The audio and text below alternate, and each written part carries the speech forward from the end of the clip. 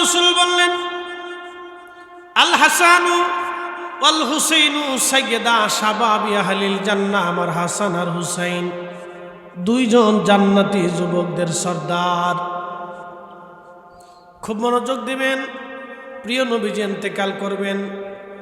প্রিয় নবীজির ইন্তেকালের সময় ঘনিয়ে গেল। এমন সময় আল্লাহর নবী ফাতেমাকে ডাকলেন, আবার সাহাবীরা রে, হাসান হুসাইন তোমরা যাও, তোমাদের মা জননীকে ডেকে নিয়ে আসো। ইমাম হাসান হুসাইন দৌড়াই গেলেন, আম্মা জান, নানাজি আপনাকে ডাকতেছেন। হযরত ফাতিমাতুজ জাহরা রাদিয়াল্লাহু আনহা দৌড়ায় আসলেন। বাবা অসুস্থ, কলিজার টুকরা সন্তানকে দেখে আল্লাহর নবীর চক্ষু মুবারক বেয়ে পানি বের হয়ে আসলো। প্রিয় নবীজি শারীরিকভাবে খুবই দুর্বল হয়ে গেছেন। ফাতেমাকে ডাক দিয়ে বলেন, ফাতেমা রে, আমার বেশি সময় আর দুনিয়াতে নাই, আমি বিদায় হয়ে চলে যাব। এই কথা শোনার পরে হযরত ফাতিমাতুজ জাহরা রাদিয়াল্লাহু আনহা তিনি একেবারে ব্যাকুল হয়ে গেলেন। আপনারা জানেন সাধারণত মেয়েরা বাবা এবং মাদেরকে বেশি মহব্বত করে এবং বেশিরভাগ বাবাকে তারা বেশি মায়া করে।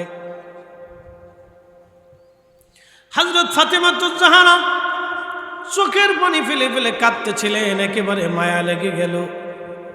আল্লাহর নবী ডাক দিয়ে বলেন, ফাতেমা তুমি কাঁদো কেন? বলে, আব্বা জান, আপনার বিরহ বেদনার চিন্তায় আমি কাঁদি, আপনি আমাদের মধ্যে থাকবেন না, আমার পেরেশানি আচ্ছন্ন করেছে, এই ভয়ে আমি কাঁদতেছি। বাবাবিহীন মদিনার মধ্যে কিভাবে বেঁচে থাকব?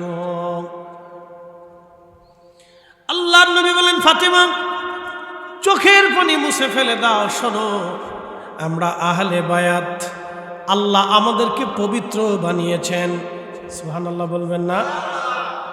আল্লাহ আমাদেরকে কি বানাইছেন? পাক বানিয়েছেন।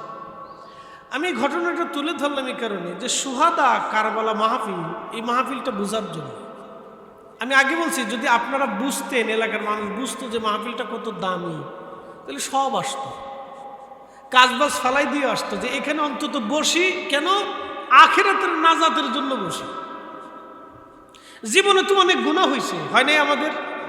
কি শ্রোতা বক্তা আমি সহ আপনারা কি বুকে হাত দিয়ে বলতে পারবো যে আমরা গুনাহ করি নাই? শ্রোতা বক্তা, ইমাম, মুসল্লি, পীর, বুজুর্গ, আলেম ওলামা, মুহাদ্দিস, শাইখুল হাদিস, প্রিন্সিপাল, ডক্টর, ডাক্তার, কেউ বুকে হাত দিয়ে বলতে পারবে না যে আমাদের জীবনে গুনাহ নেই। সবাই কবিরা সগীরা সব গুনাহ করছে। কি বাবাজি ঠিক আছে না? সবাই কবিরা সগীরা সবাই কম বেশি করছে। কেউ একটা করছে, কেউ 10টা করছে, কেউ কম করছে, কেউ বেশি করছে, কিন্তু সবাই কবিরা সগীরা সবাই করছে। কেউ বুকে হাত দিয়ে বলতে পারবে না যে আমি কবিরা করি নাই, কেউ বুকে হাত দিয়ে বলতে পারবে না যে আমি সগীরা করি নাই। আমরা যত আমলই করি আমরা গুনাহ হয়েছে, আমাদের সবার গুনাহ হয়েছে, কিন্তু নাজাতের রাস্তা কি? আহা, কিয়ামতের ময়দানে কারা আমাদেরকে তরাবে, এই জিনিসটা যদি কেউ বুঝতো তাহলে এই সুহাদা কারবালা মাহফিল অন্তত এসে বসে যেত। প্রিয় উপস্থিতি হাজিরিন, এই সুহাদা কারবালা মাহফিল কি এটা বোঝার জন্য আমি এটা আসছি। আমি আমার মূল আলোচনায় যাব। শাহাবুদ্দিন ভাই বলেন, হুজুর মৃত্যু নিয়ে একটু আলোচনা করবেন। হ্যাঁ, মরণ নিয়ে আলোচনা করব। প্রিয় ভাই আমার, খুব মনোযোগের সাথে শুনবেন। দেবিদ্বারবাসী, দেবিদ্বার থানা না? ও ঠিক আছে, দেবিদ্বারের মুসলমান, মাইকের আওয়াজ বহু দূরে যায়, মা বোনেরা আপনারাও শুনতেছেন, শুনে যান। প্রিয় নবী বললেন, ফাতেমা চোখের পানি তুমি মুছে ফেলো, কারণ আল্লাহ আমাদেরকে আহলে বায়াত বানিয়েছে। আরে ফাতেমা, তামাম সৃষ্টির ভিতরে তোমার বাবার চাইতে কি আর মর্যাদাবান কেউ আছে? একসাথে বলবেন আল্লাহু আকবার। বলেন, আছে কেউ? না, আসতে বলবেন না, জোরে সাক্ষ্য দিতে হবে। সাক্ষ্য ঈমানের অংশ। কারণ আশহাদু আল্লাহ ইলাহা ইল্লাল্লাহ এটা কিন্তু জবান দিয়ে জোরে জোরে পড়তে হয়। আমার কাছে একদিনে এক সনাতন ধর্মের যুবক কালেমা পড়ল, সেটা নারায়ণগঞ্জের এক মাহফিলে। তা আমি ওয়াজ শেষ করলাম সেদিন, আল্লাহ রসুলের শানে খুব ব্যাপক আলোচনা করলাম। তো হঠাৎ করে যুবক এসে বলল, হুজুর আমি মুসলমান হইতে চাই। তাই আমি বললাম তুমি ছেলে মানুষ মুসলমান হবে, এই কেমন হলো? তো লোকজন তাকবীর দিয়ে উঠাই নিয়ে আসে, হুজুর সে মুসলমান হইতে চায়। আমি বললাম যে দেখেন এটা তো স্টেজ, তাহলে আপনি মেম্বার, আমি মাহফিল শেষ পর্যায়ে আসুন, মেম্বার সাহেবকে ডাকেন, চেয়ারম্যান সাহেবকে ডাকেন, কারণ আইনি একটা জটিলতা আছে। ছেলেটা মুসলিম হতে হলে তাকে অন্তত এফিডেভিট করতে হবে। আমি এখানে কালেমা পড়াই দিয়ে চলে যাব, কালকে পুলিশ বলবে আপনি জোর করে পড়াইছেন, তা আমি বিপদে পড়ে যাব। তা আপনারা তাকে চেয়ারম্যান মেম্বার যারা আছে মুরব্বী সবাইকে ডাকেন, ডাকার পরে মাহফিল সে সাক্ষ্য দিক যে আমি স্বইচ্ছায় কালেমা পড়ি। তো ছেলেটা কালেমা পড়ল, মুসলমান হইল, পরে এফিডেভিট করছে, পরের দিনই করছে এফিডেভিট। তো মুসলমান হইল, কালেমা পড়ল। এই যে মুসলমান হওয়াটা, কালেমা পড়াটা, এই যে কালেমা পড়তে হলে তাকে কি করতে হবে? আশহাদু আল্লাহ ইলাহা ইল্লাল্লাহু ওয়াহদাহু লা শারীকা লাহু ওয়া আশহাদু আন্না মুহাম্মাদান আবদুহু ওয়া রাসূলুহু। তাকে জোরে জবানে পড়তে হবে এবং দিলে বিশ্বাস রাখতে হবে। জবানে প্রকাশ্য না বললে সে মুসলিম হবে না। এই জন্য প্রকাশ্য সাক্ষ্য এটি ঈমানের অংশ। আপনাকে সাক্ষ্য দিতে হবে। বলেন রসুলের চাইতে দামি সৃষ্টির মধ্যে আর কেউ আছে? নাই। লা শাক লা রাইবা, কোনো চিন্তা নেই, সংশয় নেই, এ ব্যাপারে কোনো সংশয়ই নেই। প্রিয় উপস্থিতি হাজিরিন, আল্লাহর নবী বলেন ফাতিমা চোখের পানি তুমি মুছে ফেলে দাও, কারণ আল্লাহ আমাদেরকে আহলে বায়াত বানিয়েছেন। শোন রে ফাতেমা, কেন তুমি কাঁদো বলো তো? তাম সৃষ্টির মধ্যে তোমার বাবার চাইতে অধিক সম্মানিত বাবা দুনিয়াতে আর কারো আসেনি গো ফাতেমা। বলো ফাতেমা রে, তোমার বাবার চাইতে দামি বাবা তাম জগতের মধ্যে কোথাও তুমি পাবে না। ফাতেমা, আমরা আল্লাহ আহলে বায়াত বানিয়েছে, সৃষ্টির মধ্যে আল্লাহ আমাদেরকে শ্রেষ্ঠত্ব দিয়েছেন, অধিক মর্যাদার অধিকারী করেছেন। ফাতেমা রে, চোখের পানি তুমি মুছে দাও। ফাতেমা শোনো, ফাতেমা রে, আল্লাহ রাব্বুল আলামিন আমাদেরকে এতই মর্যাদাশীল করেছেন। ফাতেমা রে, আমার রব আমার আল্লাহ তোমাকে সাইয়্যিদাতুন নিসাই আহলিল জান্নাহ বানিয়েছেন। तमाम সৃষ্টির সমস্ত রমণীকুল যত রমণীরা জান্নাতের মধ্যে যাবে সব রমণীদের সর্দারিনী ফাতেমা তোমারে আল্লাহ বানাইছে। একবার জোরে বলা যাবে কি মারহাবা। এ নারী সমাজ, ভালো করে কথাগুলি শুনে যাবেন। মা আমার বোনেরা গো, ফাতেমা হচ্ছেন আপনাদের সাইয়্যিদিনী, আপনাদের সর্দারিনী। ফাতেমা যদি সর্দারিনী হয় তাহলে মা বোনেরা শুনে যান, ফাতেমার মতো চরিত্রবান হতে হবে, ফাতেমার মতো আদর্শ আপনাকে নিতে হবে, ঠিক কিনা? ফাতেমার মতো আদর্শবান হতে হবে, ফাতেমার মতো চরিত্রবান হতে হবে, ফাতেমার আদর্শ আপনাদের কলিজায় হতে হবে। আপনার জীবনে হযরত সাইয়্যিদাতুন নিসাই আহলিল জান্নাহ ফাতিমাতুজ জাহরা রাদিয়াল্লাহু আনহার চরিত্র এবং তার আদর্শ আপনার জীবনে আসতে হবে, কারণ তিনি আপনাদের সর্দারিনী। ফাতেমা রে, তোমার আল্লাহ রাব্বুল আলামিন দুইটা বেটা দিছে, দুইটা সন্তান আল্লাহ তোমারে দিছে। ফাতেমা বলো, তাম সৃষ্টির মধ্যে আল্লাহ এমন মর্যাদা আর কাউরে দেয় নাই। আল হাসানু আল হুসাইনু সাইয়্যিদা শাবাবি আহলিল জান্নাহ, আমার হাসান আর হুসাইন দুইজন জান্নাতের যুবকদের সর্দার। ফাতেমা রে, কোনো মায়ের সন্তানকে আমার আল্লাহ জান্নাতের যুবকদের সর্দার বানায় নাই, তোমার কলিজার টুকরা সন্তানদেরকে আল্লাহ জান্নাতের যুবকদের সর্দার বানাইছে। আল্লাহু আকবার। আছে কেউ আর হাসান হুসাইন ছাড়া দুনিয়াতে আর কাউরে দেখাইতে পারবেন? কোন নবীর সন্তানকেও দেখাইতে পারবেন? কোন নবীর সন্তানের সন্তানকেও দেখাইতে পারবেন? কোন নবীর মেয়ের জামাতা সন্তান নাতি নাতুনকে দেখাইতে পারবেন? নাই। প্রিয় উপস্থিতি হাজিরিন, হযরত ফাতিমাতুজ জাহরা রাদিয়াল্লাহু আনহাকে নবী বললেন চোখের পানি মুছো। ফাতেমা রে, তোমার বংশের ভিতরে আল্লাহ রাব্বুল আলামিন সাইয়্যিদুশ শুহাদা একজনকে বানিয়েছেন, তিনি তোমার দাদা, আমার চাচা হযরত আমিরা হামজা রাদিয়াল্লাহু আনহু, যিনি সাইয়্যিদুশ শুহাদা আমির হামজা। একবার জোরে বলা যাবে কি মারহাবা। সাইয়্যিদুশ শুহাদা বুঝছেন, শহীদদের সর্দার। শহীদরা বিনা হিসাবে, কথা কর না, শহীদরা বিনা হিসাবে বদরে, উহুদে, খন্দকে, মুতা, হুনাইনে, পৃথিবীর যত স্থানে কাফেরদের বিরুদ্ধে মুসলমানরা জিহাদ করে শহীদ হয়েছে, সমস্ত শহীদদের সর্দার যিনি, তিনি নবীজির চাচা ফাতেমা রাদিয়াল্লাহু আনহার দাদা। আল্লাহর নবী বলেন, ফাতেমারে চোখের পানি মুছে ফেলে দাও, কারণ আল্লাহ আমাদেরকে আহলে বায়াত বানিয়েছেন, তামাম সৃষ্টির মধ্যে শ্রেষ্ঠত্ব দিয়েছেন। আমার বংশে, আমার রক্তে আমার চাচাকে, তোমার দাদাকে আল্লাহ সাইয়্যিদুশ শুহাদা বানিয়েছে। সৃষ্টির কোন নবীর বংশের ভিতরে, সৃষ্টির কোন নবীর আওলাদের মধ্যে সাইয়্যিদুশ শুহাদা নাই।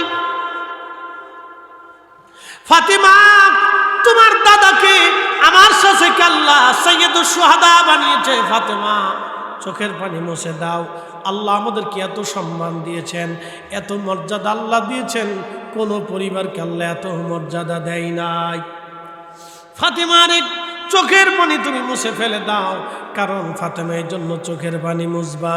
ফাতেমারে, তোমার বংশের ভিতরে তোমার, আমার চাচাতো ভাই, তোমার স্বামীর ভাই, তোমার স্বামীর ভাই জাফরকে আল্লাহ এত পরিমাণে মর্যাদা দিয়েছে, তার দুইটা হাতের বদলে আল্লাহ দুইটা পাখা বানিয়ে দিয়েছে। তোমার আমার জাফর দুই হাত, মুতার প্রান্তরে জাফরের দুই হাত কাফেররা কেটে ফেলে দিয়েছিল, জাফরের হাত চলে গেছে, তাতে কি হবে? আল্লাহ দুইটা পাখা বানিয়ে দিয়েছে জাফরকে। আমার জাফর জান্নাতের যেখানে খুশি সেখানে উড়ে উড়ে বেড়ায়, এমন মর্যাদা আমার আল্লাহ আর কাউকে দান করে নাই, কোনো পরিবারকে আল্লাহ এই মর্যাদা দেয় নাই। এই জন্য শুহাদা কারবালা মাহফিল, এটা সার্টিফিকেটের কথা না, ওনাদের স্মরণের মাহফিল। এটাকে ছোট করে দেখার কোনো সুযোগ নেই, ছোট্ট করে দেখার কোনো সুযোগ নেই। যে ছোট্ট মাহফিল দিচ্ছে, মাহফিল ছোট হয় না, কেন এমন এক নামের মাহফিল, জায়গা সংকুলন ছোট্ট হতে পারে, কিন্তু নামটা তো বিরাট, অনেক বিরাট। আল্লাহ রসুল ফাতেমারে বসায় বসে বুঝাইতেছে, ফাতেমা তুমি কাঁদবা না, তুমি কেঁদো না, তুমি চোখের পানি মুছে দাও, আমি তোমাদের মাঝ থেকে চলে যাচ্ছি, এই জন্য তুমি বিরহ বেদনায় কেঁদো না। শোনো, আল্লাহ তোমাদেরকে কত মর্যাদা দিচ্ছে। ফাতেমার চোখের পানি মুছে ফেল। ফাতেমা, তোমার স্বামী আলীকে আল্লাহ রাব্বুল আলামিন এত বড় মর্যাদা দিয়েছে। আল্লাহ দুনিয়ার থেকে তোমার স্বামীকে জান্নাতের সার্টিফিকেট আমার আল্লাহ তাকে দিয়ে দিছে। একবার জোরে বলা যাবে কে মারহাবা। ফাতেমা, তুমি আরো শোনো, মন বেজার করবা না। ফাতেমারে, তোমার সাথে আলীর বিয়ে দিয়েছি, আলীর সাথে তোমাকে বিবাহ দিয়েছিলাম। ফাতেমারে, তুমি শুনে রাখো, তোমাদের বিবাহটা আমার ইচ্ছায় হয় নাই, তোমার স্বামী যিনি পছন্দ করেছেন তিনি আমার আল্লাহ। আল্লাহ তোমার স্বামী নির্বাচন করেছেন, আমার আল্লাহ তোমাকে আলীকে দান করেছেন, আলীকে তোমাকে দান করেছেন।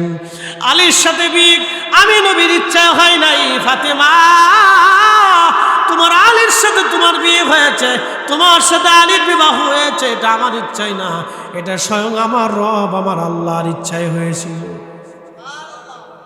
আসতে হয়ে গেল না? কি আপনাদের বিয়ে কি আল্লাহর ইচ্ছাই দিয়েছিল? আল্লাহ কি আপনাদেরকে, আমরা ইমাম সাহেব হুজুরে বলে পাঠাইছে যে ওদের বিয়ে দিয়ে দেন? পৃথিবীতে একজনের বিবাহ আল্লাহ নিজে গটকালি করছে। আল্লাহু আকবার। গটকালি তো বুঝছেন আপনারা, গটকালি আল্লাহ নিজে করছে। আল্লাহ তার হাবিবকে বলছে, হাবিব আলীর সাথে ফাতেমার বিয়ে দিয়ে দেন। ফাতেমার জন্য স্বামী আমি আলীকে পছন্দ করি। এটা সার্টিফিকেটের কথা না, সহজ করে দেখার কোনো সুযোগ নেই। এই জন্য শহাদে কারবালাকে সহজ করে দেখবেন না। আল্লাহ নবী আরো ডাক দিলেন, ফাতেমা চোখের পানি তুমি মুছে ফেলো, কাঁদবা না। খোদার জমিনে আমি নবী যেইভাবে দিন প্রতিষ্ঠিত করলাম, ফাতেমারে সৃষ্টির একেবারে শেষ প্রান্তে কিয়ামতের পূর্ব সময় জমিনে আমার আল্লাহ একজন ব্যক্তিকে দুনিয়াতে পাঠাবেন।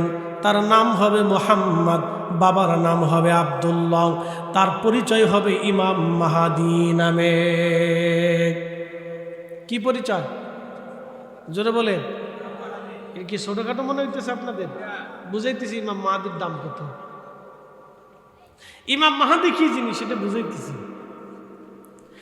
আল্লাহর নবী ডাক দিয়ে বলেন, ফাতিমা আমি যেইভাবে খোদার জমিনে খোদার দিন প্রতিষ্ঠিত করেছি, আমার মাহাদি দুনিয়াতে আসবে, দাজ্জালকে হত্যা করবে। পৃথিবীর এমন কোন ইঞ্চি মাটি নাই যে ইঞ্চি মাটির মধ্যে আমার মাহাদি কালেমার পতাকা উড্ডীন না করবে। ফাতেমারে আমি যেইভাবে দিন প্রতিষ্ঠিত করেছি, আমার মাহাদি ওইভাবে খোদার জমিনে খোদার দিন প্রতিষ্ঠিত করবে। এ ফাতেমা চোখের পানি তুমি মুছে ফেলে দাও। ফাতেমা রে তুমি শুনে রাখো ফাতেমা, তো আমার মাহাদি দুনিয়াতে আসবে পৃথিবীর অন্য কোনো বংশে না, রক্তে না, চৌধুরী বংশে না, মোল্লা বংশে না, শেখ বংশে না, কোনো বংশে ইমাম মাহাদি দুনিয়াতে আসবে না। তোমার হাসান তোমার হুসাইনি রক্তের মাধ্যম দিয়া, তুমিও তোমার আলীর রক্তের মাধ্যম দিয়া, আমি রসুলের পবিত্র রক্তের ধারাবাহিকতা দিয়া তোমার সন্তান হাসান হুসাইনি রক্তের মাধ্যমে এই দুনিয়াতে একটা সন্তান আল্লাহ পাঠাবে, তার নাম হবে ইমাম মাহাদি। আল্লাহু আকবার। শাহাদাত কারবালা ছোট করে দেখার সুযোগ নেই। শহীদে কারবালায় সব শহীদ হয়েছিল, বেঁচে ছিলেন একজন জয়নুল আবিদিন। ওনার রক্তের মাধ্যম দিয়ে পৃথিবীতে মাহাদি দুনিয়াতে আসবে। অতএব আহলে বাইতুন নবী রসুলের আহলে বায়াতকে ছোট করে দেখার কোনো সুযোগ নেই। বাংলাদেশে হাজার হাজার মসজিদ আছে, একটা চেয়ার এই হাজার হাজার মসজিদ আছে, যে মসজিদগুলিতে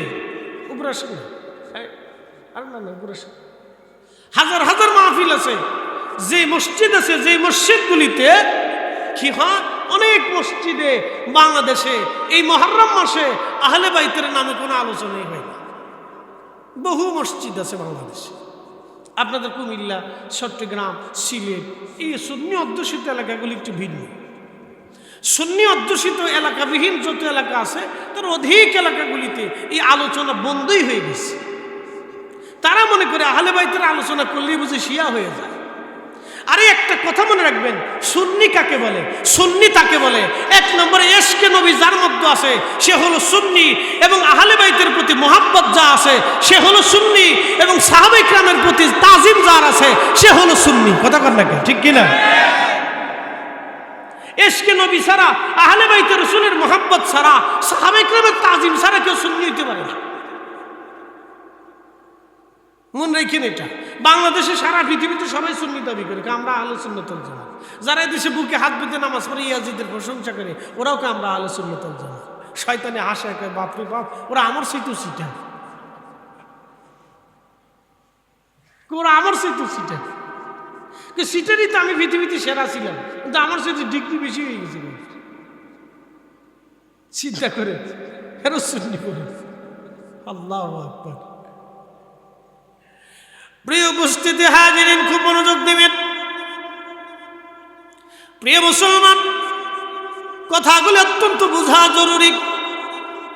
হযরত ইমাম মাহদী দুনিয়াতে আসবেন, হেরেম শরীফে, কাবা শরীফে আজান হয়ে যাবে, নামাজের জন্য দাঁড়িয়ে যাবেন।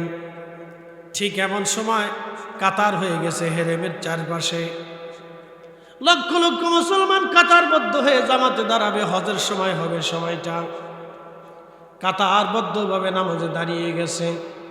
যাই নামাজের মুসল্লা রুকনে কাবা শরীফের রুকন হাজরে আসওয়াদের পাশে মাকামে ইব্রাহিমের বরাবরে হযরত ইমাম মাহদী আলাইহিস সালাতু ওয়াস সালাম দাঁড়িয়ে যাবেন। ঠিক এমন সময় আল্লাহর পক্ষ থেকে ওনার কালবের মধ্যে মেসেজ আসবে, হে মাহাদি অপেক্ষা করো, ঈসা রুহুল্লাহকে দুনিয়ার মধ্যে আমি পাঠাইতেছি। আসমান থেকে ফেরেশতারা তাকে কাঁধে করে নামাইতেছে। ফেরেশতাদের দুই কাঁধের উপরে ভর দিয়ে, দুইজন ফেরেশতার কাঁধে ভর দিয়ে এই ঈসা রুহুল্লাহ দুনিয়াতে নামতেছেন। আল্লাহর একজন নবী জলিল কদর রসুল, তিনি ঈসা রুহুল্লাহ, তিনি আসমান থেকে দুনিয়াতে নামতেছেন ফেরেশতাদের কাঁধে ভর দিয়ে। তিনি আসবে, তিনি আসার পরে তুমি নামাজ আদায় করবে। ইমাম মাহাদির কালবের ভিতরে আমার আল্লাহ মেসেজ পাঠায় দিবে। একবার জোরে বলা যাবে কি মারহাবা। এ মোবাইলে মেসেজ আসে না? আসে আসে। আচ্ছা, আমার মোবাইলে কি মেসেজ আসে আমি যদি আপনাকে না দেখে, আপনি কি দেখতে পারবেন? সুযোগ নেই। পাসওয়ার্ড দিয়ে রেখেছি ধরেন আর কি, তো আপনি সহজে পাসওয়ার্ড খুলতে পারতেছেন না। তো অলি আল্লাহদের কালবের ভিতরে আল্লাহ মেসেজ পাঠায়, ওনাদের পাসওয়ার্ড আছে, এ সবাই ধরতে পারে না। ইমাম মাহাদি আলাইহিস সালামের কালবের ভিতরে আল্লাহ মেসেজ পাঠাবে, পৃথিবীর কেউ জানবে না। ইমাম মাহাদি বলবেন অপেক্ষা করো, ঈসা রুহুল্লাহ আসমান থেকে নামতেছে, উনি আসবে, তারপরে আমরা নামাজ পড়ব। তো ঈসা আলাইহিস সালাম নামবেন, তিনি সিরিয়াতে নামবেন। বর্তমান সিরিয়া একটা সাদা মসজিদ থাকবে, সাদা মিনারা থাকবে, ওই মিনারাতে ঈসা আলাইহিস সালাম নামবেন। সেখান থেকে নেমে তিনি দ্রুত গতিতে হেরেমে আসবেন। বুঝতে পারতেছেন কত দ্রুত আসবে? হেরেমে আসবেন ঈসা রুহুল্লাহ, হযরত হেরেমে ঢুইকা হযরত ইমাম মাহাদি যেইখানে দাঁড়াবেন তিনি সেইখানে কাছাকাছি আসবেন। ইমাম মাহাদি জায়নামাজ ছেড়ে দিবেন, জায়নামাজ ছেড়ে দিয়ে বলবে, হুজুর আপনি নামাজ পড়ান আজকে। ইমাম মাহাদি আলাইহিস সালামকে বলবেন, ইমাম মাহাদি আলাইহিস সালাতু ওয়াস সালাম যিনাকে বলবেন, ঈসা রুহুল্লাহকে বলবেন আপনি নামাজ পড়েন। ঈসা রুহুল্লাহ একটা সুন্দর উত্তর দিয়ে দিবে, ওগো মাহাদি, আমি এই উম্মতের নামাজ পড়াইতে আসি নাই, আমি এই উম্মতের ইমামের পিছনে নামাজ পড়তে এসেছি। এই উম্মতের ইমামের পিছনে নামাজ পড়ব। একসাথে জোরে বলেন আল্লাহু আকবার। এই উম্মতের ইমামের পিছনে কি করব? নামাজ পড়ব। হযরত ইমাম মাহাদি আলাইহিস সালাতু ওয়াস সালাম তিনি নামাজে দাঁড়িয়ে যাবেন। নামাজ ইমাম মাহাদি নামাজ পড়াবেন, ঈসা রুহুল্লাহ ইমাম মাহাদি আলাইহিস সালামের পিছনে নামাজ পড়বেন। তাহলে ইমাম মাহাদিকে, যিনি হযরত ইমাম হাসান হুসাইন রাদিয়াল্লাহু আনহুমার বংশধর, তিনার রক্ত হাসানি হুসাইনি রক্ত থাকবে ইমাম মাহাদির। তা আপনি এবার চিন্তা করেন, এখন প্রশ্ন করে জবাব দিবেন, ইমাম মাহাদির কারণে কি হাসান হুসাইনের দাম হইল, না হাসান হুসাইনের কারণে মাহাদির দাম হইল? এই বুঝে গেছেন, সূত্র সহজ। মাহাদির কারণে ফাতেমার দাম বাড়ে নাই, বরং ফাতেমা রাদিয়াল্লাহু আনহার রক্তের ভিতরে আসার কারণে মাহাদির দাম বাড়ছে। তাহলে শুহাদা কারবালা এটা সার্টিফিকেটের কথা না। আপনি ছোট করে দেখবেন আর আমি ছোট ভাববো, তা হবে না। এই জন্য আগে বলছি যে এই মাহফিলটা কি জিনিস, কত বড় দামি নিয়ামত, কেউ যদি বুঝতো তাহলে ঘর থেকে হেঁটে হেঁটে চলে আসতো।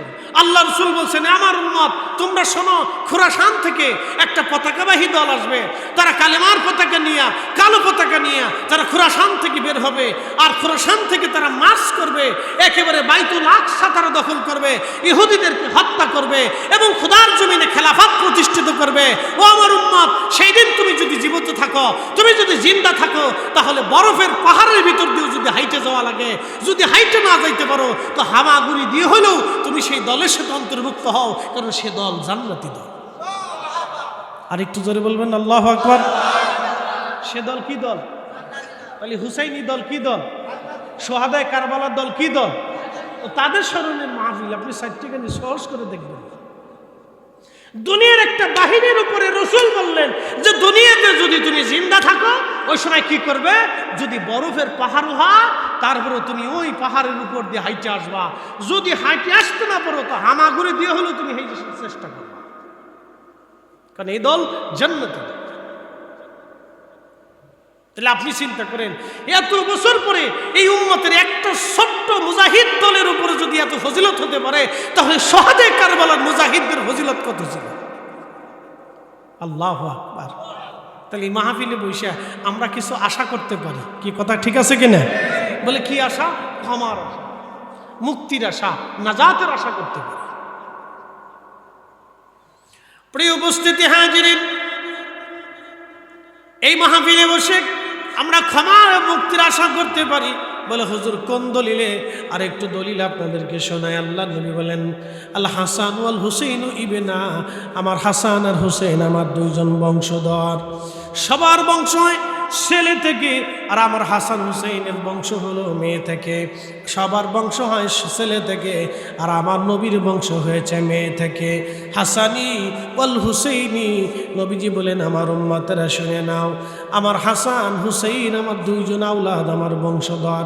মান আহাব্বাহুমা, তাদেরকে যারা মোহাব্বত করবে, ফাকাদ আহাব্বানি, তারা আমি নবীকে ভালোবাসবে। ওমান আহাব্বানি আহাব্বাহুল্লাহ, এবং আমি নবীকে যারা ভালোবাসবে তারা আল্লাহকে ভালোবাসবে। ওমান আহাব্বাহুল্লাহ আদখালাহুল জান্নাহ, এবং আল্লাহকে যারা ভালোবাসবে আমার আল্লাহ তাকে জান্নাত দিয়ে দিবে। একবার জোরে বলা যাবে কি সুবহানাল্লাহ? আল্লাহুম্মা সাল্লি আলা আখেরি সালাম লন, ওহে নানা জান, আপনার হোসেন যায় কারবালার ময়দান, গো নানা কারবালার ময়দান। কারবালার ময়দানে যাইয়া দিব গলা কাটাইয়া, আর নায়া শিব ফিরে নানা, আর নায়া শিব ফিরে মদিনা মুকাম। আপনার হুসাইন যায় কারবালার ময়দান, গো নানা কারবালার ময়দান। আখেরি সালাম লন, আখেরি সালাম লন, ওহে নানা জান, আপনার হুসাইন যায় কারবালার ময়দান, গো নানা কারবালার ময়দান। আল্লাহুম্মা সাল্লি আলা,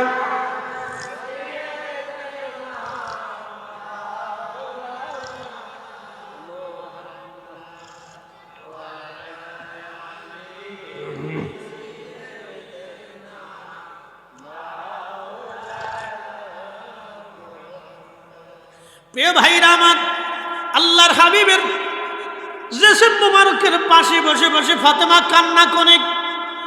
ঠিক এমন সময় প্রিয় নবীজি ডাক দিয়ে বলেন, ফাতেমা তুমি আমার কানের কাছে, আমার মুখের কাছে তোমার কান লাগাও।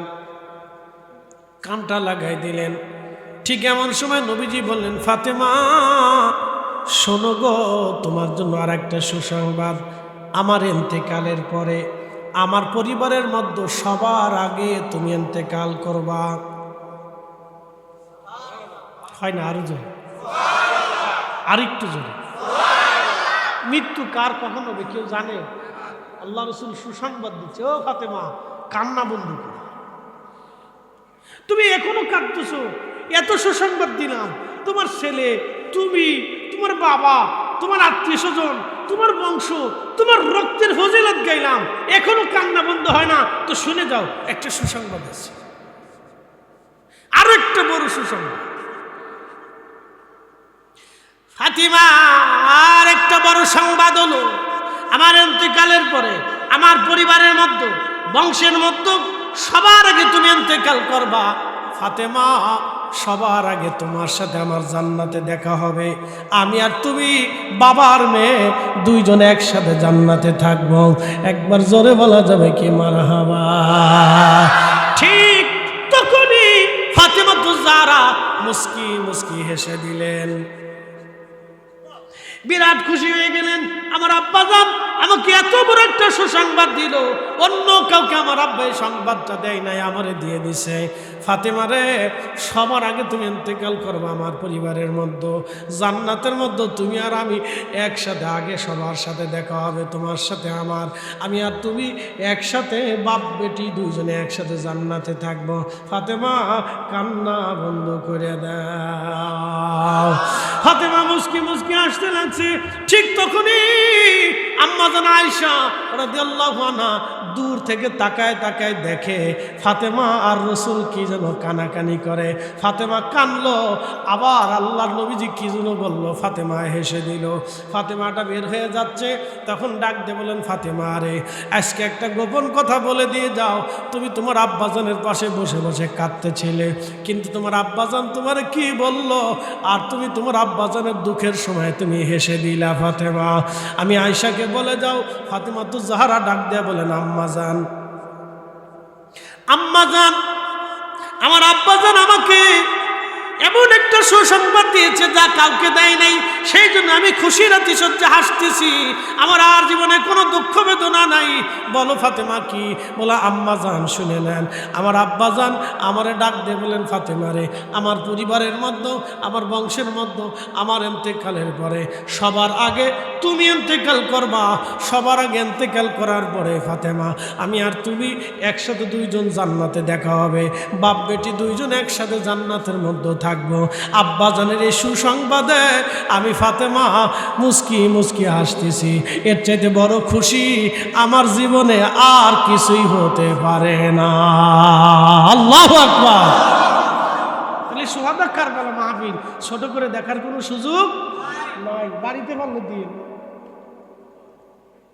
যদি পারেন তো বাড়িতে মিলাদ মাহফিল দিন, অসুবিধা নেই। বড় না পড়েন, ছোট করে দিন। ওলামা ইকরাম, মুরব্বী, এলাকার মানুষদেরকে ডাক দিয়ে বলছে, বাবারে মুহররম মাস সুহাদা কারবালার স্মরণে আমরা তাদের জন্য একটু দোয়া খেয়াল করবো, আপনারা আসুন দোয়া করে দিয়ে যান। আচ্ছা, দোয়া করলে কি শুধু আমাদের লাভ হবে? যারা মারা গেছে সবাই তাদেরও লাভ হবে। কথা ঠিক আছে না ভাই? আজকে এই গ্রামে যত মানুষ মারা গেছে, এই গ্রামের নাম কি? উত্তর রাঘবপুর। এই উত্তর রাঘবপুরে, দক্ষিণ রাঘবপুরে, পূর্ব রাঘবপুরে, পশ্চিম রাঘবপুরে আমরা কাউরেই বাদ দেবো না। আমরা বলবো, আল্লাহ এই এলাকার যত মানুষ কবরে গেছে সুহাদায়ে কারবালার উসিলা তুমি মাফ করে দাও। আর এমন একটা উসিলা ধরবো যে উসিলা আল্লাহ কাউরে ফেরত দেয় না, আল্লাহ ফেরত দেবে না। এমন এক উসিলা ধরবো যে উসিলায় আল্লাহ কাউকে ফেরত দেবে না। এমন এক উসিলা ধরবো যে উসিলায় আল্লাহ কাউকে ফেরত দেবে না। সুহাদা কারবালা, সুহাদায়ে কারবালা। আখেরি সালাম লন ওহে নানা জান,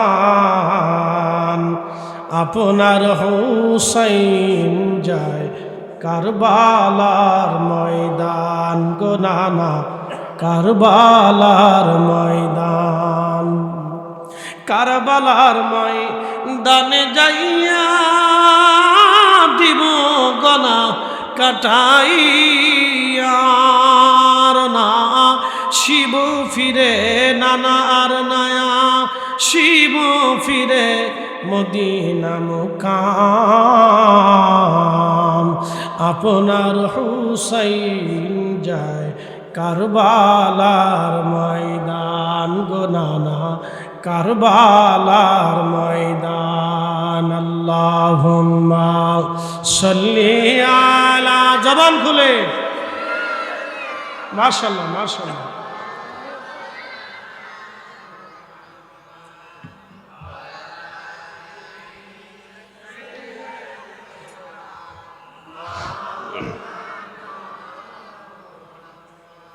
ফাতেমা হাসতে হাসতে চলে গেলেন। প্রিয় নবীজির অবস্থা অবনতি হলো। আম্মাজান আয়েশা সিদ্দিকা রাদিয়াল্লাহু আনহা হুজরা শরীফে ঠিক এমন সময় জিবরাইল আমিন আসছেন, সাথে হযরতে আজরাইল আলাইহিস সালামকে নিয়ে। কোনোদিনও আজরাইল আল্লাহর হাবিবের কাছে আসেন নাই। যদি কখনো মদিনাতে যান, রওজা শরীফের বাম পাশে এখনো দেখবেন বাবে জিবরাইল আলাইহিস সালামের দরজা এখনো লেখা আছে। আরেকটা দরজা আছে বাবুন নিসা, মহিলাদের দরজা। ওই দরজা দিয়ে এখন সবাইকে, হাজিদেরকে ঢোকায় রিয়াজুল জান্নায় নিয়ে যায়। ওই বাবুন নিসার পাশেই আপনারা দেখবেন একটা ছোট্ট টিলা। এইখানে এক আমাদের স্টেজের মতো জায়গা, এখন আছে কিনা জানি না। এখানে আহলে সুফফা সাহাবীরা বসবাস করতেন। এখানে একটা গাছ ছিল, যদিও গাছটা এখন আর নাই। এখানে একটা গাছ ছিল, আল্লাহর নবীর জমানাতে এই সময় একটা গাছ ছিল। এই গাছের নিচে আহলে সুফফা সাহাবীরা বসবাস করত। আহলুস সুফফা কারা? যাদের বাড়ি নাই, ঘর নাই, স্ত্রী নাই, সন্তান নাই, জমি নাই, জমা নাই, টাকা নাই, পয়সা নাই, আজকে কি খাবে তাও নাই, কাপড় চোপড় নাই, কালকে কাপড় চোপড় কি কিনবে তাও নাই, আগামী ওক্তের জন্য কোনো খাবার জমা নাই। নবীর বাড়ি খাবার আসলে খাবার খাইতেন, না আসলে না খেয়ে থাকতেন। আল্লাহর হাবিবের দরজায় ধন্না দিয়ে পড়ে থাকতেন। ইবাদতে, নামাজে, রোজায় সারাদিন 24 ঘন্টায় আল্লাহর নবীর দরগায় পইরা ইবাদত রোজার করতেন। তারা আহলুস সুফফা। আহলুস সুফফা থেকে হয়েছে সুফি। সুফি কোনো সহজ শব্দ না, কিন্তু বড় আফসোস এখন বড় আফসোস, যে বেটা নামাজ পড়ে না সেও সাহস সুফি হয়েছে, যে বেটা রোজা রাখে না সেও সাহস সুফি হয়েছে। তো আমি সাহস সুফি, শয়তান কোথাকার। যে বেটা নামাজ পড়ে না সাহস সুফি হয় কেন? শয়তান। সুফি মানে কি বুঝাই দিয়ে যায়? আহলুস সুফফা। আহলুস সুফফা কারা? যারা দুনিয়ার কোনো চিন্তা ছিল না, শুধু আল্লাহর চিন্তা। আল্লাহ রসুলের বাড়ি পড়ে থাকতেন, তারা খাবার আসলে খাইতেন, না আসলে তারা না খেয়ে থাকতেন। তারা আহলুস সুফফা। আহলুস সুফফা থেকে সুফি। সুফি যারা সুফি ছিলেন তাদের দুনিয়ার কোনো সম্পদ ছিল না। শাহজালাল ইয়ামানি মুজাররিদি রাহমাতুল্লাহ আলাইহি ঘুমাই রইছেন, তার কোনো বংশধর নাই, 1 শতক জমিন তার নামে লেখা নাই, তার রাজ্য দখল নাই, সিংহাসন নাই, জমি জমা নাই, ঘরবাড়ি কিছুই নাই, কিন্তু কোটি কোটি মানুষ 750 বছর ধরে ওনার জিয়ারতে যাইয়া ওনার মাজারের পাশে বৈশা বৈশা চোখের পানি ফেলে ফেলে দোয়া করে। কি কথা কন না, ঠিক কিনা? আহলুস সুফফা থেকে এই সাহস সুফিরা। খাজা বাবা আজমেরি সাহস সুফি 90 লক্ষ মানুষকে কালেমা পড়াইলেন। বাড়ি নাই, ঘর নাই, জমি নাই, জমা নাই, টাকা নাই, পয়সা নাই, কিচ্ছু নাই।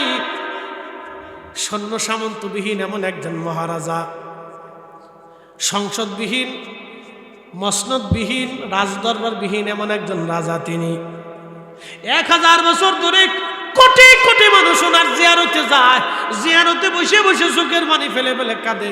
খাজা বাহাউদ্দিন নাশবুল বুখারী রাহমাতুল্লাহ আলাইহি সংসদবিহীন, রাজ্যবিহীন রাজা।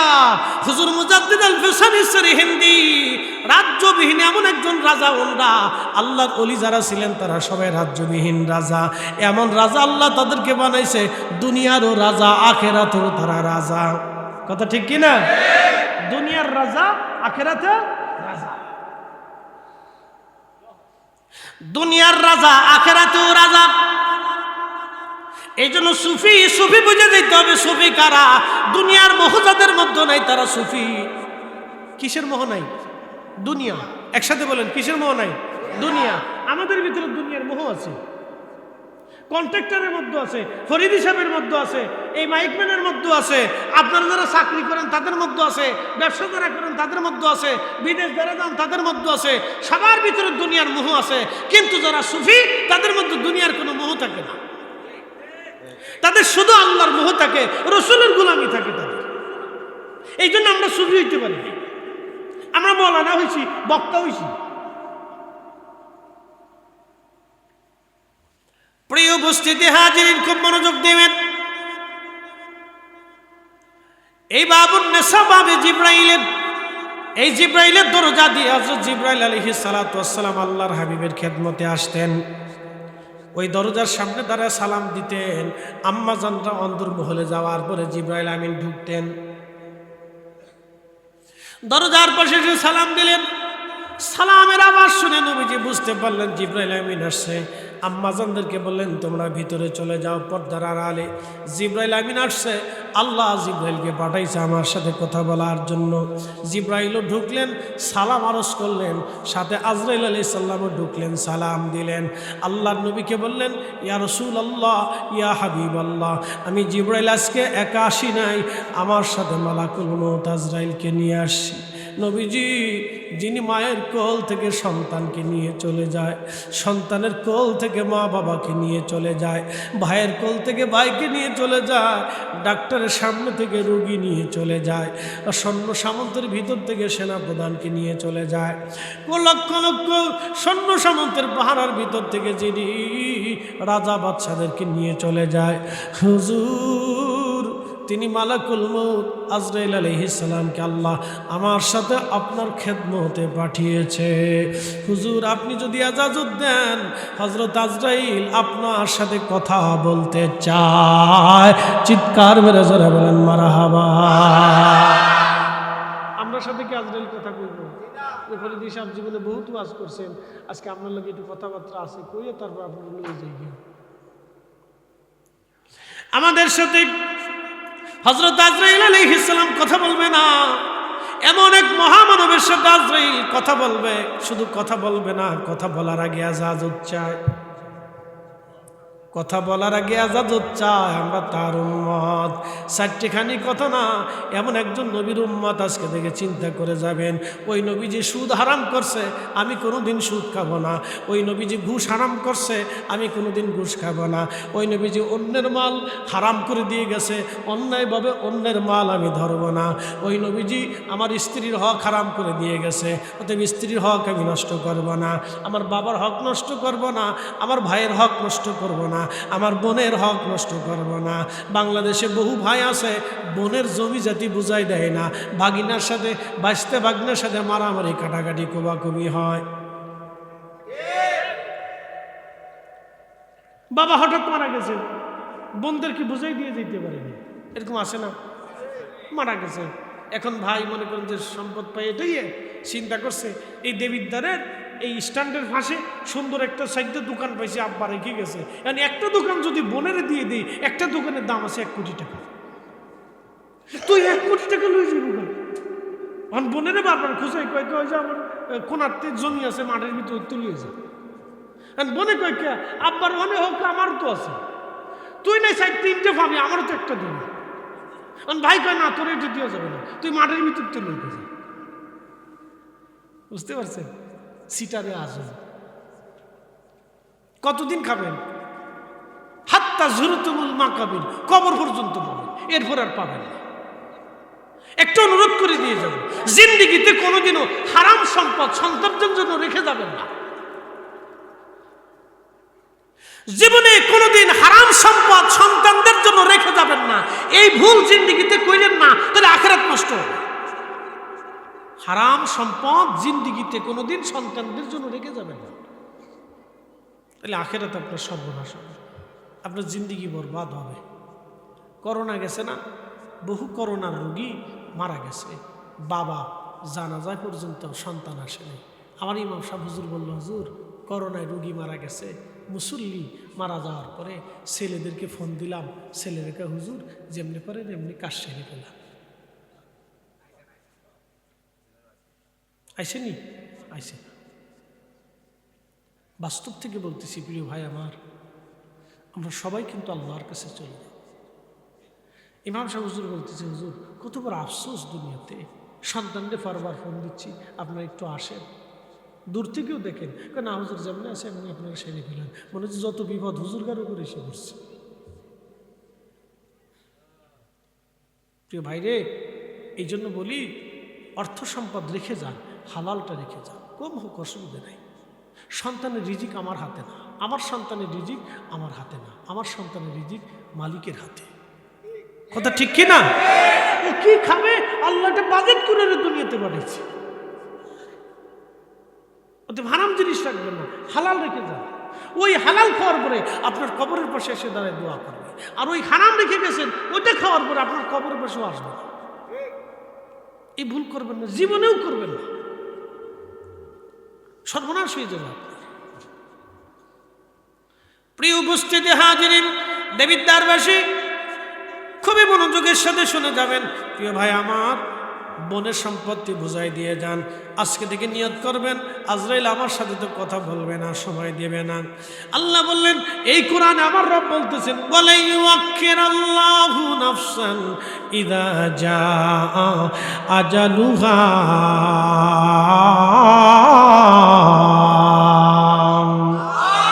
একদিন মাটির ভিতরে হবে ঘর রে, মন আমার কেন বান্ধ দালান ঘর, মন আমার কেন বান্ধ দালান ঘর। প্রিয় উপস্থিতি, রাঘবপুরবাসী, আল্লাহ বলেন হাবিব উম্মতকে জানান, মৃত্যুর সময় যখন চলে আসবে 1 সেকেন্ড পর্যন্ত দেরি করা হবে না, আমার বান্দাদেরকে সময় দেওয়া হবে না, নির্দিষ্ট সময়ে তাকে নিয়ে আসা হবে। এমনকি ওমা তাদরি নাফসুন বিআইয়ি আরদিন তামুত, কখন সে কোথায় মারা যাবে সেই খবর আমি আল্লাহ তাকে দেব না। সে নিজেও জানবে না কখন কোন সময় মারা যাবে, আপনি নিজেও জানেন না। আপনার হায়াতের জিন্দেগি কেটে গেছে, আপনি নিজেও জানেন না হায়াতের জিন্দেগি 5 মিনিট পরে শেষ। আপনি নিজেও জানেন না হায়াতের জিন্দেগি 5 মিনিট পরে শেষ হয়ে যাবে। দেখবেন গাড়ি অ্যাক্সিডেন্টে বহু মানুষ মারা যায়, হার্ট স্ট্রোক করে অনেক মানুষ মারা যায়, ব্রেন স্ট্রোকে অনেক মানুষ মারা যায়, বিভিন্ন রোগে বিভিন্নভাবে মানুষ মারা যাইতেছে। সে নিজেও জানে না আগামী দিন তাকে কবরে চলে যাওয়া লাগবে।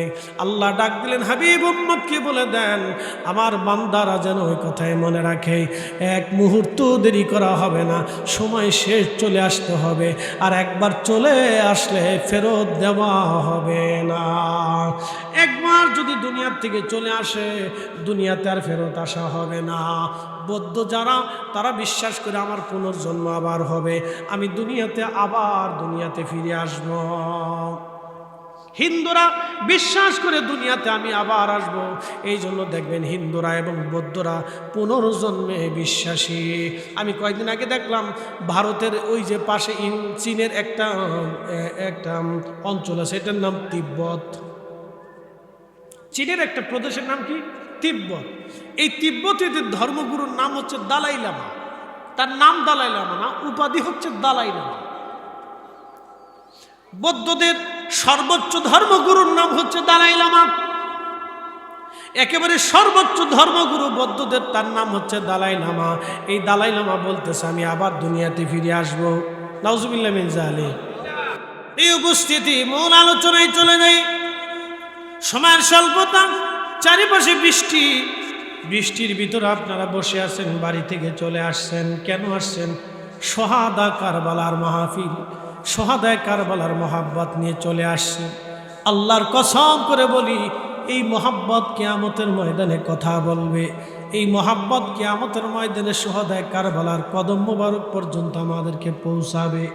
কারণ আমরা গুনাহগার, আমরা পাপিষ্ট, আমরা অপরাধী। শুনে যান, শহাদায়ে কারবালা কেন?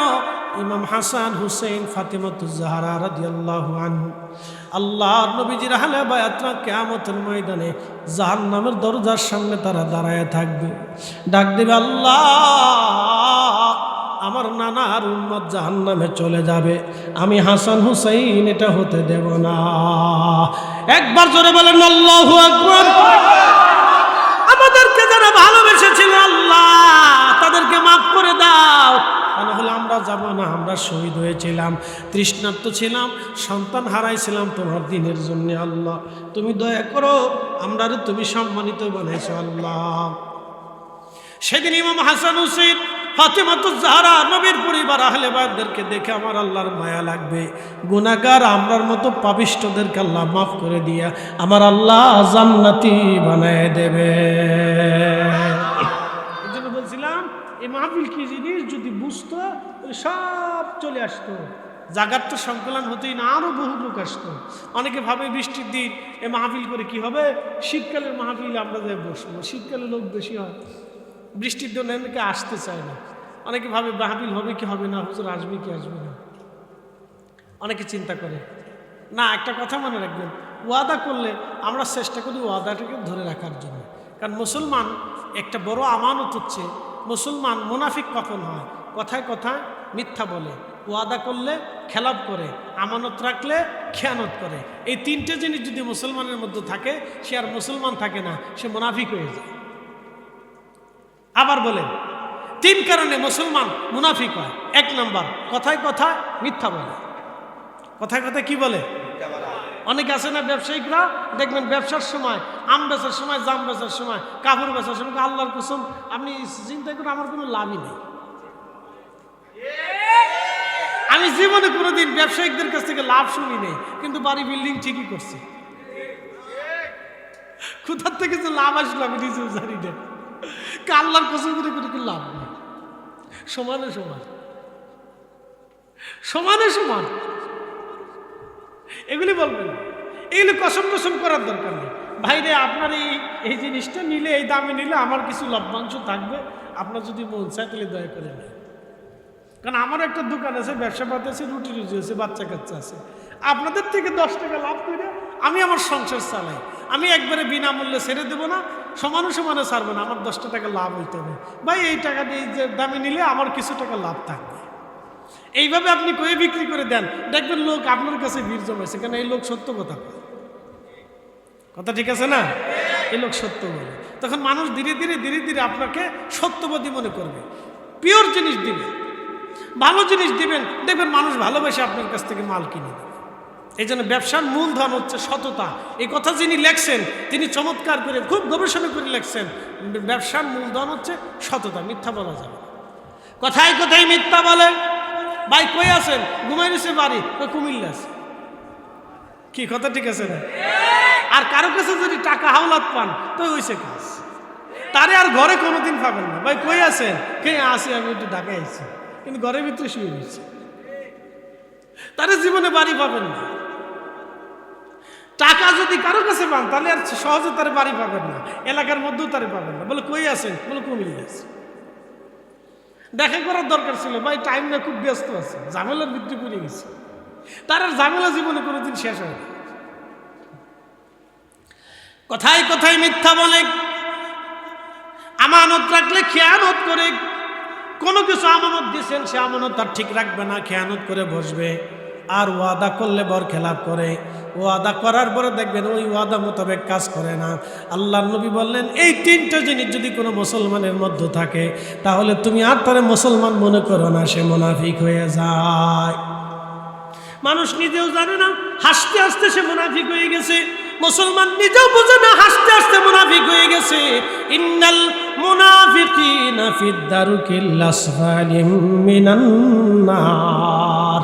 নিশ্চয় মুনাফিকদের জায়গা হলো জাহান্নামের একবারে নিম্নতম সীমানায়, যেখানে কাফেররাও জায়গা পাবে না, সেখানে মুনাফিকরা যাবে। মুসলমান, সাধারণ মুসলমানদের ভিতরে মুনাফিক পাইতে হলে আপনি দেখবেন কথায় কথায় মিথ্যা বলে। আমানত যদি একবার দিয়ে দেন তো খেয়ানত করে বসবে। আর মুসলমান ওয়াদা করলে বরখেলাপ করবে। এই জন্য আমরা কখনো ওয়াদা করলে চেষ্টা করি সেই ওয়াদাকে ধরে রাখার জন্যে। আল্লাহ আমাদেরকে তৌফিক দান করুন, জোরে বলেন আমিন। আজকে জুমার রাত, বেশি লম্বা কথা বলবো না, চলে যায় আল্লাহর হাবিবের কদম মোবারকের দিকে। বলছিলাম মৃত্যু, আজরাইল আলাইহিস সালাম এসে সালাম দিলেন। সালাম দিয়া বলতেছেন, ইয়া রাসূলুল্লাহ, ইয়া হাবিবাল্লাহ, আল্লাহ আমাকে পাঠিয়েছেন আপনার খেদমতে, আপনার কাছ থেকে জানার জন্য, ইজাজত নেওয়ার জন্য। আপনি যদি আল্লাহর দরবারে চলে যান, আপনাকে আমি সসম্মানে মর্যাদার আসনে নিয়ে আমি আল্লাহর কাছে চলে যাব। আর আপনি যদি আল্লাহর কাছে না চান, আপনি যদি মৃত্যুবরণ করতে না চান, আপনাকে রেখে আমি আজরাইল আলাইহিস সালাম চলে যাব। আপনার যতদিন মন চায় ততদিন উম্মতের মাঝে আপনি থাকবেন। আল্লাহু আকবার। এই সুপ্রিম পাওয়ার আর কারো আছে? আর কারো না। আল্লাহর নবী ডাক দিলেন, আজরাইল এইভাবে কি আল্লাহ ফরমান দিয়েছে? বলে হাই ইয়া রাসূলুল্লাহ, আল্লাহ যেইভাবে ফরমান দিয়েছে সেইভাবে আমি আপনার সামনে উপস্থাপন করেছি। প্রিয় নবী জিবরাইল আমিনের দিকে তাকাইলেন, জিবরাইল আমিন ডাক দিলেন, ইয়া রাসূলুল্লাহ, আল্লাহ ওইভাবে ফরমান দিয়েছেন যেভাবে আজরাইল আলাইহিস সালাম বলেছেন। আপনি যদি চান তো চলে যাবেন, যদি না চান আপনাকে রেখে দিয়ে আমরা চলে যাব। আপনার যতদিন মন চায় ততদিন উম্মতের মাঝে থাকবেন। এই বিষয়টা আল্লাহ রাসূলের জন্য, কিন্তু আমাদের জন্য সাবজেক্ট হলো কুল ইন্নাল মাউতাল্লাযী তাফিরুনা মিনহু ফাইন্নাহু মুলাকীকুম। হুজুর আপনি বলে দেন, বলে দেন, বলে দেন, মৃত্যু থেকে আপনার উম্মত শুধু পালায়, মৃত্যু থেকে উম্মত পালায়। হুজুর আপনি বলে দেন মরণ থেকে পালাইতে পারবে না। দেখবেন বাংলাদেশের চিকিৎসা যদি ভালো না হয় ইন্ডিয়াতে যায়, ইন্ডিয়ার চিকিৎসা ভালো না লাগলে সিঙ্গাপুরে যায়, সিঙ্গাপুরের চিকিৎসা ভালো না লাগলে আমেরিকা যায়, আমেরিকার চিকিৎসাও যদি ভালো না হয় তারপরেও দেখবেন ভালো ডাক্তার দেখানোর চিন্তা করে। কিন্তু আপনারা বলেন তো ডাক্তাররা কিছুদিন দুনিয়াতে বেঁচে থাকে? ডাক্তারও বেঁচে থাকে না, ডাক্তারও বেঁচে থাকে না, চিরদিন কেউ বাঁচে না। সবাই তো মৃত্যুর কোলে পালাবে, সবাই মৃত্যুর কোলে পড়বে, কেউ পালাইতে পারবে না। এই জন্য আল্লাহ বলেন হুজুর আপনি বলে দেন ইন্নাল মাউতাল্লাযী তাফিরুন, মৃত্যু থেকে তারা পালায়। হুজুর গো বলে দেন মরণ তার সাথে মুলাকাত করবে। সুম্মা তুরাদ্দুনা ইলা আলিমিল গায়বি ওয়াশ শাহাদাত, অতঃপর আমি রবের সাথে সে সাক্ষাৎ করবে, আমি তার গোপনে গোপনে সব আমি আল্লাহ জানি। ফায়ুনাব্বিউকুম বিমা কুনতুম তা'মালুন, দুনিয়ার মধ্যে কি আমল করেছিল আমি রব সেই দিন তার আমল নামা দিয়ে দেখাই দিব। দেখো তুমি অমুক টাইমে মিথ্যা বলছিলা, তুমি অমুক জায়গায় চগলখড়ি করছিলা, অমুক জায়গায় আমানতের খেয়ানত করছিলা, অমুক সময় তোমার স্ত্রীর সাথে তুমি আমানতের খেয়ানত করছো, বাপ মারে গালি দিছো, সন্তান সন্ততির হক নষ্ট করে দিয়েছো, ভাইয়ের হক মিটাও নাই, সব আমল নামার ভিতরে আমার আল্লাহ লিখে রাখবে। আল্লাহ দুই কাঁধে দুইজন ফেরেশতা দিয়েছেন, দুই ফেরেশতার নাম কিরামান কাতিবিনা ইয়ালামুনা মা তাফআলুন। কিরামান আর কাতিবিন দুইজন আপনি কি করেন না করেন সব তারা জানে, সব তারা লিখে রাখতেছে। কিয়ামতের ময়দানে আমল নামা পেশ করা হবে। ফায়ুনাব্বিউকুম বিমা কুনতুম তা'মালুন, তুমি যা করছিলে আমি আল্লাহ সেই দিন তোমারে সব দেখাই দেব, কোনো সুযোগ নাই। প্রিয় ভাই আমার, আল্লাহর দরবারে চালাকির কোনো রাস্তা নাই। যদি বুঝেন তাহলে এখান থেকে বুঝে যাওয়াটা জরুরি। প্রিয় ভাই আমার, আমরা আল্লাহর কাছে ফিরে চলে যাব, অবশ্যই আল্লাহর কাছে চলে যাব। আল্লাহর হাবিব বললেন জিবরাইল আল্লাহর হুকুম কি এরকম? বলে হ্যাঁ ইয়া রাসূলুল্লাহ। তবে ইয়া রাসূলুল্লাহ মাসুক আপনার আল্লাহ আপনার জন্য অপেক্ষায় আগ্রহী হয়ে আছে। একসাথে বলবেন আল্লাহু আকবার। কে আগ্রহী? কার জন্য? আমার নবীর জন্য। আপনি যে চলে যাবেন আল্লাহ আপনার চায়, আপনি আগ্রহী হয়ে আল্লাহ বসে আছে, আপনি চায়, আল্লাহ চায় যে আপনি চলে যান। তখন আল্লাহ রাসূল বললেন জিবরাইল আর দেরি করো না, আমার মাসুক আমি যার প্রেমে সারা জীবন কাটিয়েছি, উহুদের দাঁত ভেঙেছি, রক্ত ঝরিয়েছি, সন্তান হয়েছি, আমার দুই হাসান হুসেনকে উম্মতের জন্য কুরবানি দিয়ে গেছি, আমি যার জন্য সব করেছি, আমি তার কাছে চলে যাই। আল্লাহর নবীকে আজরাইল বলেন ইয়া রাসূলুল্লাহ একটু ধৈর্য ধরতে হবে, খুব আসামি আমি আপনার জান কবজ করব। জিবরাইল আলাইহিস সালাতু ওয়াস সালাম পাশে বসা, আজরাইল আলাইহিস সালাম আল্লাহর হাবিবের বক্ষ মুবারকে হাত দিয়েছেন। হাত দেওয়ার পরে খুব কষ্ট হচ্ছিল নবীজির। নবীজি বলেন আজরাইল আমার বড় কষ্ট হয়। আজরাইল বলেন ইয়া রাসূলুল্লাহ আল্লাহর কসম করে বলি এর চেয়ে বড় আসামে পৃথিবীতে আর কারো জান কবজ করি নাই। হুজুর এর চেয়ে এত আসামে আমি আর কারো জান কবজ করব না। নবী গো, আপনার ইন্তেকালের বিষয়টা আল্লাহ আমাকে সতর্ক করে দিয়েছেন, আপনি যাতে কষ্ট না পান, হাবিব যাতে কষ্ট না পায়, আল্লাহ আমাকে সতর্ক করে দিয়েছে। ইয়া রাসূলুল্লাহ, এর চাইতে আর আসলে আমি কারো জান কবজ করি নাই। নবীজি ডাক দিলেন, আজরাইল, তবে একটা অনুরোধ শুনে নাও, আমার উম্মত বড় গুনাহগার, আমার উম্মতের জান কবজের সময় আমার উম্মতরে কষ্ট দিও না। আল্লাহর নবী বলেন, আমার উম্মতরা তোমরা শুনে নাও, আমার সাথে আল্লাহর ওয়াদা হয়েছে, আল্লাহ আমার সাথে ওয়াদা করেছেন, আমার কোন উম্মত যদি নেককার হয়, আমলদার হয়, আল্লাহওয়ালা হয়, তাহলে শোনো, মায়ের কোলের মধ্যে বাচ্চাকে নিয়ে দুলাইয়া দুলাইয়া মা যেমনি ঘুম পাড়ায়, আমার উম্মত ওইভাবে ঘুমায় পড়বে। মৃত্যু কখন আসবে আমার উম্মত নিজেও বুঝতে পারবে না। আল্লাহু আকবার।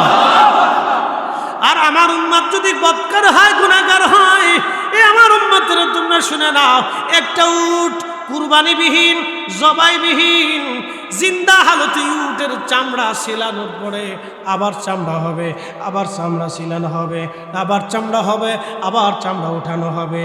এইভাবে জিন্দা অবস্থায় 100বার চামড়া ছিলাইলে, চামড়া উঠাইলে যত বড় কষ্ট হবে উটের, আল্লাহর নবী বললেন, আমার উম্মতেরা, আমার গুনাহগার উম্মতের জান কবজটা তার চেয়ে ভয়াবহ হবে, তার চেয়ে কঠিন হবে। এই জন্য হুঁশিয়ার হন, সময় দুনিয়াতে এখনই তওবা করার। আর তওবা করবেন, আল্লাহ আপনাকে মাফ করে দিবে। তওবা করবেন না, ক্ষমা হবে না। বেশি বেশি তওবা করা লাগবে। আল্লাহর নবী বললেন, আমার উম্মত তোমরা শোনো। আজরাইল আলাইহিস সালাম, আল্লাহর নবী বলেন, আমার উম্মত তোমরা শোনো। হযরতে রাসূল করিম বলতেছেন, আজাজিল শয়তান যখন আল্লাহ থেকে জুদা হয়ে আসলো, আল্লাহ থেকে তারাই দিল, কানা মিনাল কাফিরিন বলে আল্লাহ ঘোষণা দিয়ে বললেন, তুই অবিশ্বাসী, বের হয়ে যা। ঠিক তখনই রব্বুল আলামিন আজাজিল ডাক দিয়ে বলতেছে, ইয়া রাব্বি, আপনি আমারে আপনার দরজা থেকে তাড়ায় দিলেন আদমের জন্য। আল্লাহ, তাহলে শুনে নেন, আমাকে 3টা জিনিস দেন। আমি 9 লক্ষ বছর আপনাকে সেজদা দিয়েছি, 9 লক্ষ বছর একটানা আপনার ইবাদত করেছি, বিনিময় তো আমি কিছু পাই।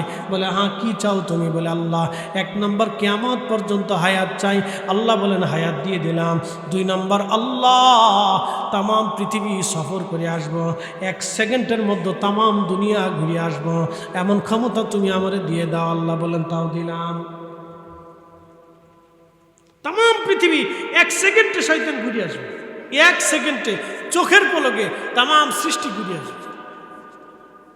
আপনি ভাবতেছেন সে দুর্বল, দুর্বল না।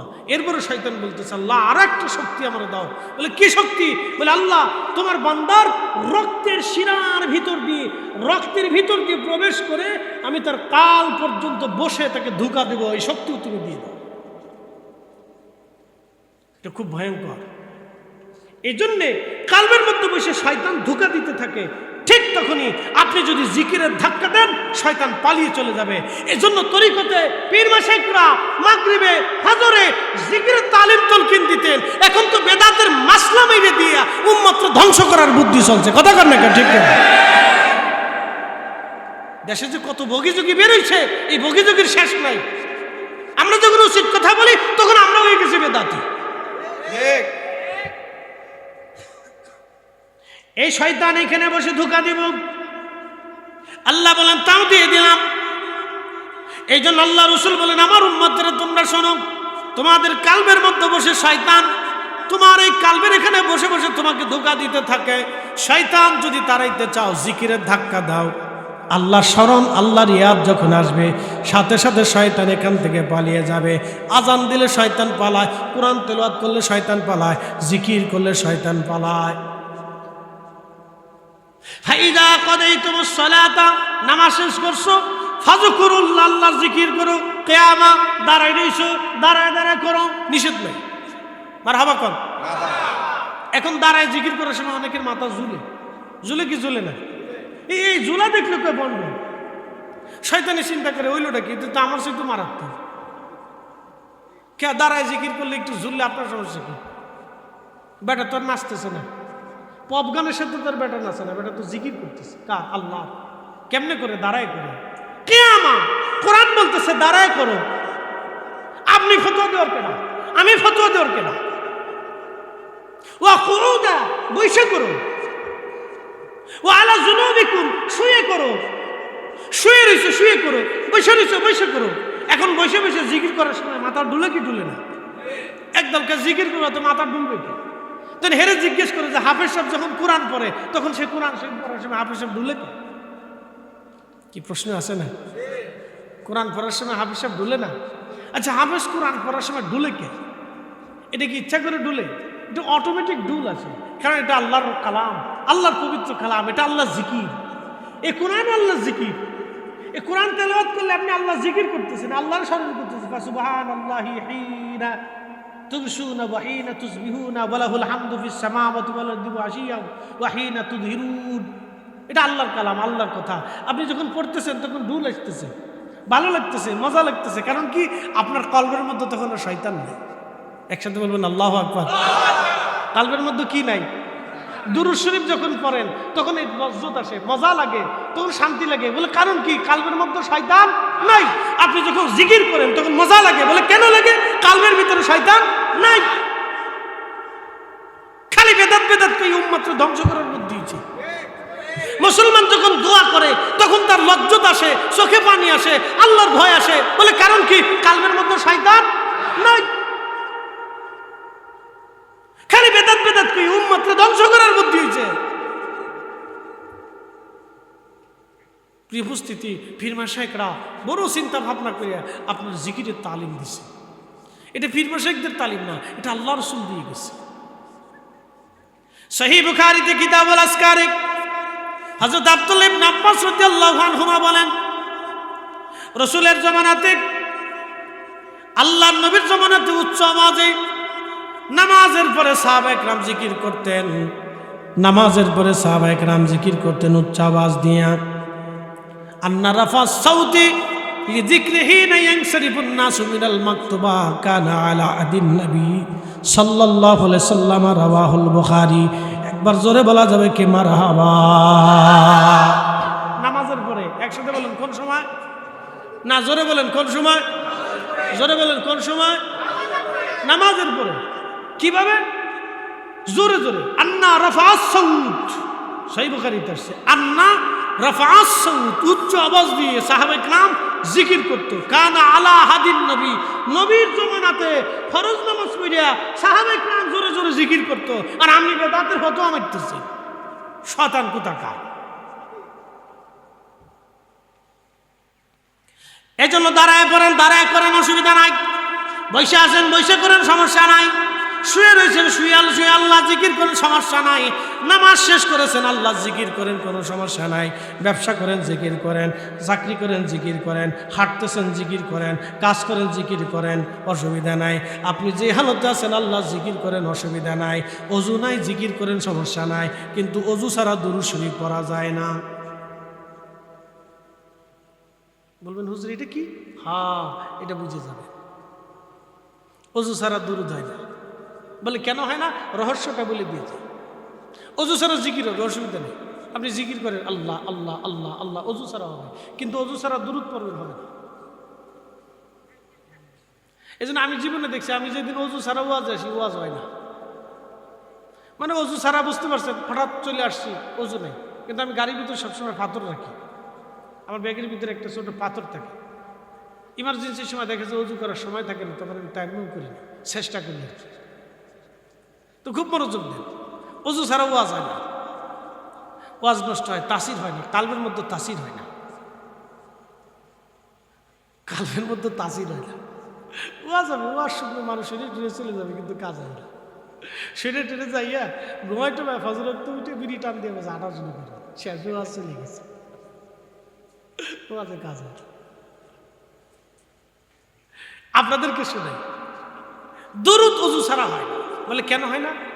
আপনারা এখানে বসছেন না, দুরূদ শরীফ পড়তেছেন, আল্লাহুম্মা সাল্লি আলা সাইয়্যিদিনা মাওলানা মুহাম্মদ ওয়া আলা আলি সাইয়্যিদিনা মাওলানা মুহাম্মদ। এই শব্দটার এইখান পর্যন্ত নাই, এই শব্দ মদিনার রওজা মুবারকে চলে গেছে। হয় না? একসাথে জবান আল্লাহু আকবার। এটারও বেদাতের ফতোয়া দিয়ে বন্ধ করার বুদ্ধি চলছে। আপনি কি বুঝতেছেন? ষড়যন্ত্র ছোটখাটো না, বিরাট বড় ষড়যন্ত্র উম্মতের বিরুদ্ধে, অনেক বড় ষড়যন্ত্র উম্মতের বিরুদ্ধে, ছোটখাটো কোনো ষড়যন্ত্র না। আপনি বাড়ির ভিতরে সবাই ডাক দিয়েছেন বলে কি মিলাদ হবে, ডাক দেওয়ার পর ইমাম সাহেব হুজুর আসছে, দুরূদ শরীফ শুরু করলো। ওই মজলিস না শুধু আপনার ঘরের মধ্যে সীমাবদ্ধ নাই, আপনার দুরূদ, আপনার মজলিসটা সরাসরি আল্লাহর হাবিবের রওজা মুবারকের সাথে কানেকশন লেগে গেল। না না, আসতে হবে না, জোরে বলেন। এই আন্তরিকতা আপনাকে কেউ বুঝাবে না, ভালো করে বুঝে যান। আপনি বসছেন, এই জন্য ওযু সারা দুরূদ শরীফ পড়া যায় না। কেন যায় না? আপনি যে দুরূদ শরীফ পড়তেছেন, পড়ার সাথে দুরূদ আর আপনার এখানে নাই, একবারে সরাসরি রওজা শরীফের সাথে কানেকশন হয়ে গেছে। আপনি দুরূদ পড়তেছেন, এখানে আমরা যারা দুরূদ পড়লাম এখানে সীমাবদ্ধ নাই। আল্লাহ রসুলের রওজা মুবারকে ফেরেশতারা দুরূদ জমা করলেন, জমা করে বলতেছি ইয়া রাসূলুল্লাহ, ইয়া হাবিবাল্লাহ, বাংলাদেশের কুমিল্লা জেলার দেবিদ্বার অন্তর্গত এই উত্তর রাঘবপুরে রিয়াজউদ্দিন মৌলভী বাড়িতে মাহফিল কায়েম হয়েছে। আপনার উম্মতেরা জহিরুল ইসলাম ফরিদি, শাহাবুদ্দিন কন্ট্রাক্টর, আব্দুল করিম, আব্দুর রহিম, আব্দুল সত্তার, আব্দুল জব্বার, আব্দুল করিম, তার বাবা অমুক অমুক, আপনি নবীজির শানে দুরূদ শরীফ পড়তেছে। আল্লাহর নবীর রওজা মুবারক থেকে পর্দা খুলে যায়, আপনার মজলিসখানা আল্লাহর নবী সরাসরি দেখতে পায়। এজন্য ওযু ছাড়া দুরূদ হয় না। পড়তে পারেন কিন্তু কিছু পাবেন না। ওযু কইরা দুরূদ শরীফ পড়বেন, এই মাসলা সারা জীবন মনে রাখবেন। ভাঙ্গে শুনে আপনারা কেউ বুঝাবে না, মাসলাটা আপনাকে ভাঙ্গে বুঝাইলাম কেন ওযু ছাড়া হবে না। ওযু ছাড়া দুরূদ শরীফ পড়বেন না, কখনোই না। ওযু করে আসবেন, মাহফিলে বসলে ওযু করে এসে বসবেন। আজকে যেটা ভুল হয়েছে, আগামী মাহফিল থেকে ওযু করে আসবেন। ওযুর সমস্যা যদি গ্যাস্ট্রিকের প্রবলেম থাকে, সাথে একটা পাথর রাখবেন, একটা মাটির দলা রাখবেন, ওযু চলে যাবে, আবার তায়াম্মুম করবেন, অসুবিধা নেই। অনেকের গ্যাস্ট্রিকের সমস্যা থাকে, পেশাবের প্রবলেম থাকে, ঠান্ডাজনিত প্রবলেম থাকে, বারবার ওযু করলে তার কষ্ট হবে, রোগ বাড়বে, সেক্ষেত্রে আপনি তায়াম্মুম করে নেন, অসুবিধা নেই। আল্লাহ সুযোগ করে দিচ্ছে। এই জন্য আপনাকে আজকের আধ্যাত্মিকতা কেন ওযু ছাড়া দুরূদ শরীফ পড়া যাবে না, এটা আপনাকে ভেঙ্গে চলে আজকে আপনাকে বুঝাই দিলাম। কারণ আপনার এই সম্পর্কটা শুধু বাংলাদেশে থাকে না, এখান থেকে সরাসরি রওজা শরীফ বরাবর কানেকশন হয়ে যায়।